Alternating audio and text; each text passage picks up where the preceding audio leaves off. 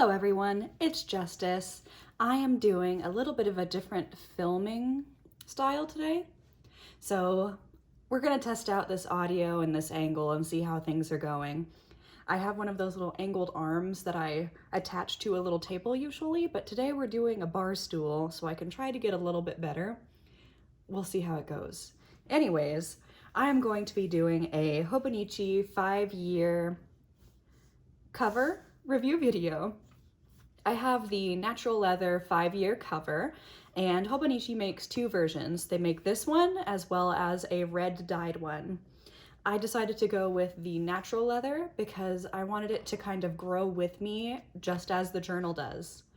I decided to get it ultimately because the 5-year journal, although it has a very nice cover, I am very afraid of damaging things because I don't take care of them very well.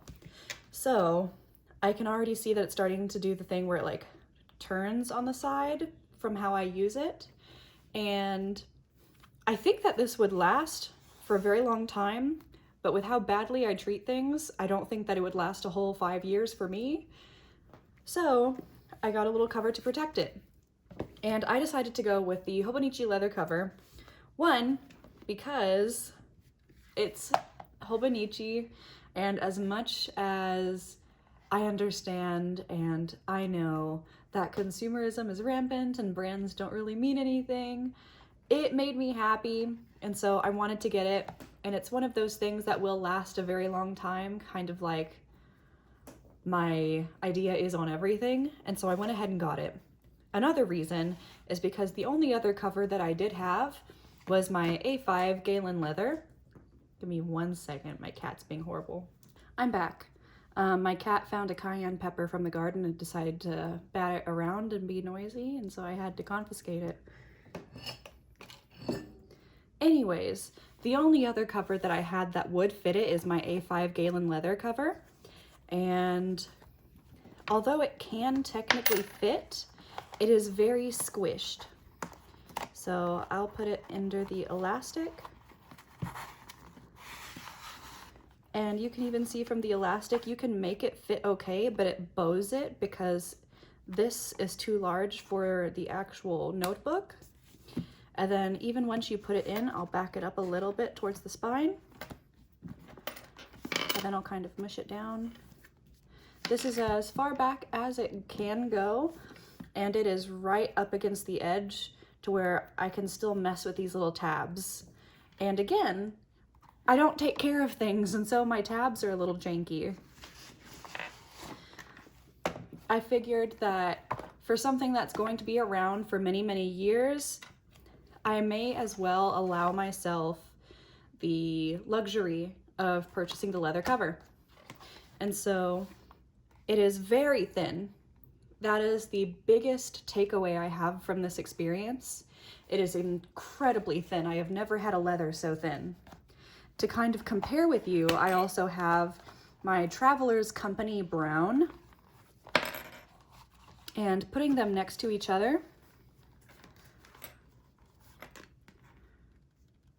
even with the double up of the pocket side, the Hobonichi cover is far thinner than the Traveler's Company, which is crazy to me because this is already known to be so thin and floppy and structureless. And so seeing that, I also wanted to compare it to some other things that I have. So again, my green Galen leather A5. That's a very large difference.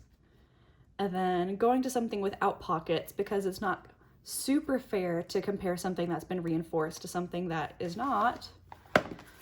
I have a Galen leather Traveler's Company, a Galen leather Traveler's Notebook. This is the moleskin size, I believe.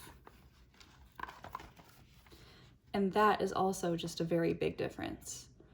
And so if you are buying this leather cover, do know it is incredibly thin. For me, that's fine. I don't really care all that much. I'm mainly here to have something to protect it whenever I throw it in my bag. And also, sorry, can't really multitask. to have something to protect it when I throw it in my bag, and also to have something to protect it from my grubby hands. And so it's not going to get bent up nearly as much whenever it has this protection, but also I'm not going to be damaging the actual notebook that much, because even if I do like fidget with it and roll it, it has to go through this first. Again, my cat. I'll be right back. Whitaker.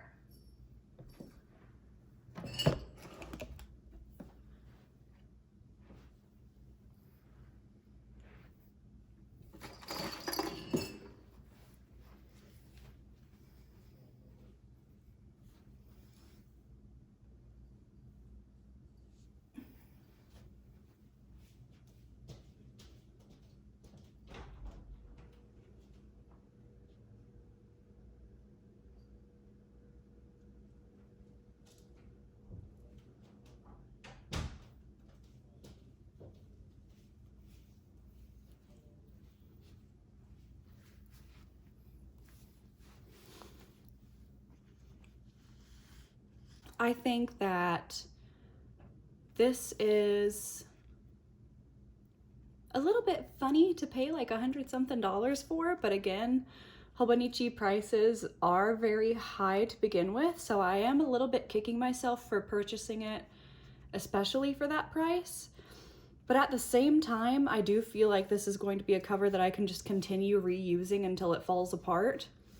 The only thing I am upset with in terms of the quality is that it is so thin.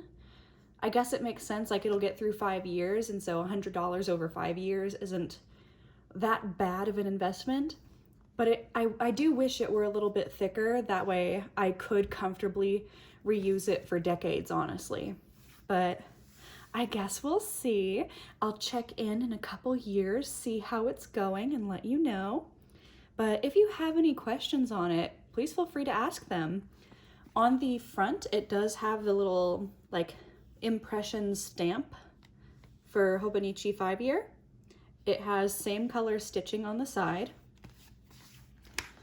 It only has the one pocket to tuck in the notebook. It says Hobonichi in the bottom.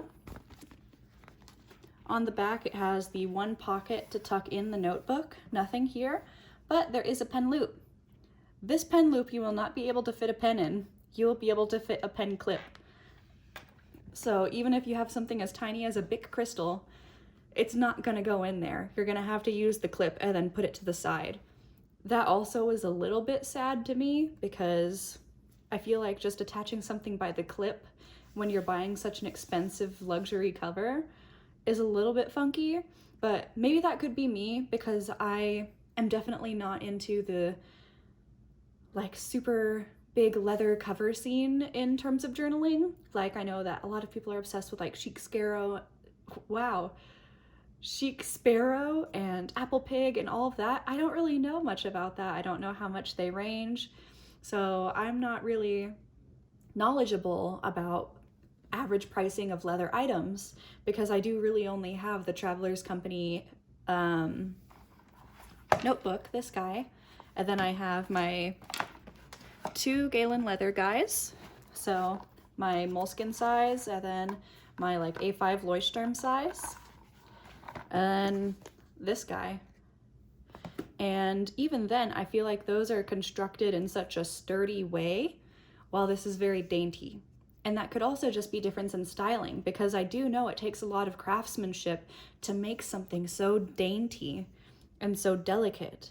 And so that is something to take into account as well. I just want to be fully transparent in that this is how I feel, and I do acknowledge that there are different parts of leather covers and that entire genre of things that I don't understand. And so I feel a little bit funky paying a price for something so thin that I feel like I will be able to break very fast, but I also admit that it is a very thin, a very beautiful piece of leather. So that's my feelings on that. If you guys would like to see other comparisons or anything like that, let me know and tell me, would you purchase something like this? Or what are your really nice alternative plans? For those of you that are against purchasing leather, what do you use? Please feel free to like and subscribe if you liked the video, and have a good one. Bye bye.